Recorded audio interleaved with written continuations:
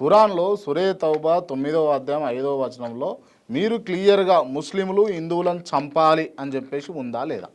ఇప్పుడు హిందూ అన్న పదం ఎక్కడ కూడా మీకు ఖురాన్లో కనబడదు. ఇప్పుడు ఖురాను గ్రంథం ఏదైతే ఉందో ఖురాన్లో అధ్యాయాలు ఉన్నాయి కదండి. అందులో ఒక అధ్యాయం పేరు సూరే తౌబా. సూరే తౌబా సూర నంబర్ 9 ఆయత నెంబరు 5లో ఉన్న విషయం ఏంటంటే, నిషిద్ధ మాసాలు గడిచిపోయిన తర్వాత ఈ ముష్రికులను చంపండి అన్న పదం అక్కడ మీకు కనిపిస్తుంది. ముష్రికులు అంటే బహుదైవోపాసకులు కాబట్టి ఇది హిందువులకు కూడా వర్తిస్తుంది. ఇది ఎక్కడైతే హిందువులు కనిపిస్తారో అక్కడ చంపండి అని కొంతమంది దాన్ని బ్లేమ్ చేస్తూ అవుట్ ఆఫ్ కాంటెక్స్ట్ని చెప్తూ వారు దాన్ని ఏంటంటే తారుమారు చేసి చెప్పే ప్రయత్నాలు చాలా రోజుల నుండి జరుగుతున్నాయి, చాలా కాలం నుండి జరుగుతుంది అనమాట. వాస్తవంగా ఎక్కడ కూడా ఖురాన్లో హిందువుల్ని చంపండి, క్రైస్తవుల్ని చంపండి, యూదుల్ని చంపండి అని ఎక్కడ కూడా ఖురాన్లో లేదు. అయితే ఇలా ఎందుకుందని మీరు అడగవచ్చు. అయితే ఖురాన్ని ఒకవేళ మీరు తెలుగులో ఒకవేళ మీరు చదివినట్లయితే, అంటే జనరల్గా నేను ఆశించే విషయం ఏంటంటే బ్రదర్, ఇప్పుడు ఖురాన్ గ్రంథంలో బ్రదర్ ఒక్కసారి మీరు చదవాలని కోరుతున్నాను. ఖురాన్ గ్రంథాన్ని ఒక్కసారి ఇక్కడ తెలుగులో ఇప్పుడు సూరే తౌబా సూర 9 ఆయత నంబర్ 5-6. కనుక నిషిద్ధ మాసాలు గడిచిపోయిన తర్వాత ముషిక్కులను చంపండి, ఎక్కడ కనిపిస్తే అక్కడ, ఇంకా వారిని పట్టుకోండి, చుట్టుముట్టండి, ప్రతి మాటు వద్ద వారి కొరకు పొంచి కూర్చోండి. తర్వాత ఒకవేళ వారు పశ్చాత్తాపపడితే నమాజును స్థాపిస్తే జకాత్ ఇస్తే వారిని విడిచిపెట్టండి. అల్లాహు మన్నించేవాడు కరుణించేవాడు. ఒకవేళ ముషిక్కులలో ఏ వ్యక్తి అయినా శరణు కోరి మీ వద్దకు ముష్రికులలో ఎవరైనా శరణు కోరి మీ వద్దకు రాదలిస్తే అల్లాహ్ గ్రంథాన్ని వినటానికి అతనికి శరణు ఇవ్వండి. అతడు అల్లాహ్ గ్రంథాన్ని వినే అంత వరకు తర్వాత అతని భద్రతా స్థలం వరకు చేర్చండి. ఇలా ఎందుకు చేయాలంటే అంతవరకు అంటే ఇక్కడ విషయం ఏంటంటే, ఇప్పుడు ఖురాను గ్రంథంలో హిందువుల్ని చంపండి అని ఉంది, ముష్రికుల్ని చంపండి అని ఉంది. ఇది అందరికీ ముష్రికులు అంటే హిందువులను ఉద్దేశించి కాదండి, ఖచ్చితంగా కాదు. ఇప్పుడు ముష్రికులు అనేది ఒక గుణం అనమాట. అంటే వారు చేసే ఆరాధన విధానం. బహుదేవోపాసకుల్ని ముష్రికు అంటారు. అయితే ఇక్కడ బహుదేవ ఉపాసన అంటే ఎక్కువ బహుదేవులు అంటే 33,000 కోట్ల మందిని దేవతలు మొక్కేటోళ్ళంతా కూడా హిందువులే కదా. అంటే వీరు ముష్రికులు కాదంటారా మరి మీరు? అంటే అక్కడ అందుకే చెప్తున్నాను, అక్కడ డైరెక్ట్గా ముష్రికుల్ని చంపండి అని అక్కడ లేదు. అంటే ఖురాను గ్రంథంలో సూరే తౌబా అనేటటువంటి అధ్యాయం ఏదైతే ఉందో ఇది యుద్ధానికి సంబంధించినటువంటి అధ్యాయం. ఇది ఈ అధ్యాయాన్ని వేరే అధ్యాయాలతో వేరే సందర్భాలతో ఎట్టి పరిస్థితుల్లో మనం పోల్చి చెప్పకూడదు. సరే, అయినప్పటికీ అక్కడ ఉన్నటువంటి విషయం ఏంటి? అక్కడ ఉన్న విషయం ఏంటంటే, నిషిద్ధ మాసాలు గడిచిపోయిన తర్వాత ఈ ముష్రికుల్ని చంపండి, వీరి కోసం మాటు వేసి కూర్చోండి అన్న విషయం అంతవరకు తీసుకున్నారు. ఇది సూరే తౌబా సూర 9 ఆయత నంబర్ 5. అందులో ఆన్సరే 6లో ఉంది. 6ని జంప్ చేసేస్తున్నారు, 6ని వదిలేస్తున్నారు. 6లో ఏముందంటే, ఒకవేళ వారిలో ఎవరైనా నీ శరణు కోరితే అల్లా వాక్యాలు వినేంత వరకు అతనికి ఒక అవకాశాన్ని ఇవ్వండి, ఆ తర్వాత అతని యొక్క సురక్షితమైనటువంటి ప్రదేశంలో తీసుకెళ్లి అతన్ని వదిలిపెట్టండి అని ఖురాన్లో ఉంది. అంటే ఇక్కడ విషయం అర్థం చేసుకోవాల్సిన విషయం ఏంటంటే, ప్రవక్త ముహమ్మద్ సల్లల్లాహు అలైహి వసల్లం వారు ఏకదైవ ఆరాధన సందేశం ఇచ్చారు. కాబతుల్లాలో కేవలం ఏంటంటే ఒకే దైవ ఆరాధన జరిగేదండి. ఎప్పుడైతే ఆయన 9వ హిజ్రీ అంటారు, ఎప్పుడైతే 10,000 సైన్యంతో ఆయన వచ్చారో, ఇక్కడ చెప్పబడిన విషయం ఏంటంటే, వీళ్ళకు 4 నెలల సమయం మేము ఇస్తున్నాము. వెంటనే చంపండి అని చెప్పలేదు, ఆ తర్వాత ఎవరిని చంపలేదు. వీరికి 4 నెలల సమయాన్ని మేము ఇస్తున్నాము. అప్పటికేంది, అక్కడ ఖాళీ చేసి వెళ్ళిపోవాలి. లేదా వారు లేదండి మేము ఇక్కడే ఉండి ఇదే మళ్ళీ ఇక్కడ మేము ఈ కాబతుల్లాలో మునుపు చేసే పనులు చేసుకుంటూ ఉంటామంటే వాళ్ళని హెచ్చరిస్తూ అవతరించినటువంటి వాక్యాలు.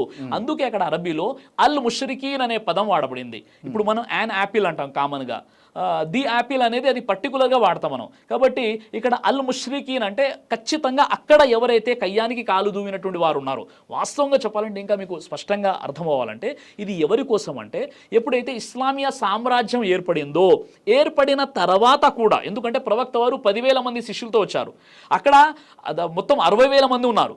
వాళ్ళు అనుకుంటే ఈ 10,000 మందిని ఓడించవచ్చు, కానీ వారికి అందరికీ కూడా మెసేజ్ అర్థమైపోయింది. అవును, మనం అబ్రహం ప్రవక్త, మోషే ప్రవక్త, గత ప్రవక్తలందరూ కూడా ఒకే దేవాన్ని ఆరాధించారు.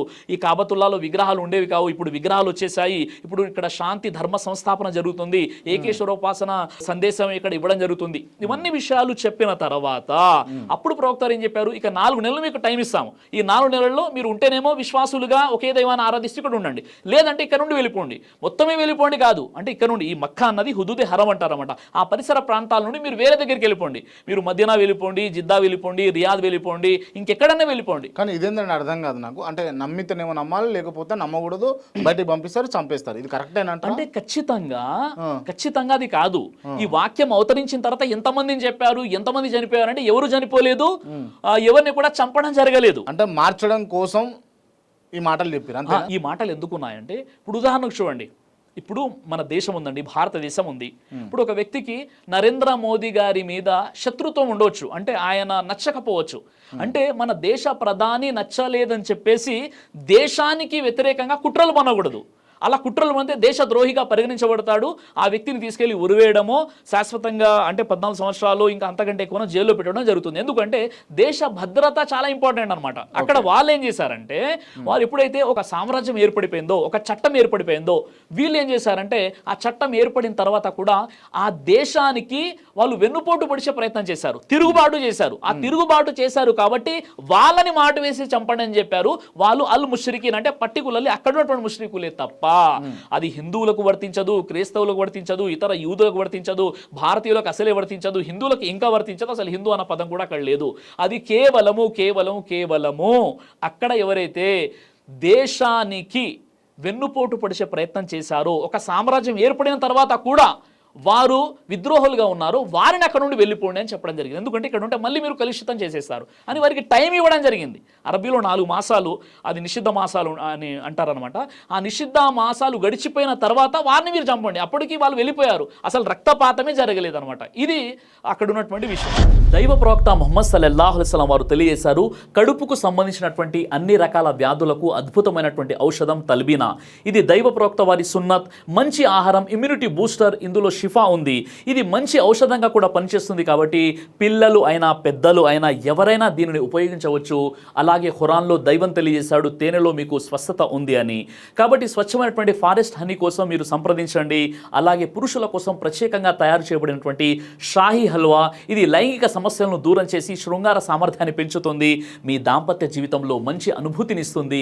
ఇందులో ఎలాంటి సైడ్ ఎఫెక్ట్స్ లేవు. ఇది కంప్లీట్గా హెర్బల్ ప్రొడక్ట్స్తో తయారు చేయబడినటువంటిది. కాబట్టి స్క్రీన్పై కనిపిస్తున్నటువంటి ఈ నెంబర్స్కి కాల్ చేసి మీరు ఇప్పుడే ఈ ప్రొడక్ట్స్ని ఆర్డర్ చేసుకోవచ్చు. కొరియర్ ఫెసిలిటీ కూడా ఉంది. ఆలస్యం ఎందుకు, వెంటనే ఆర్డర్ చేయండి.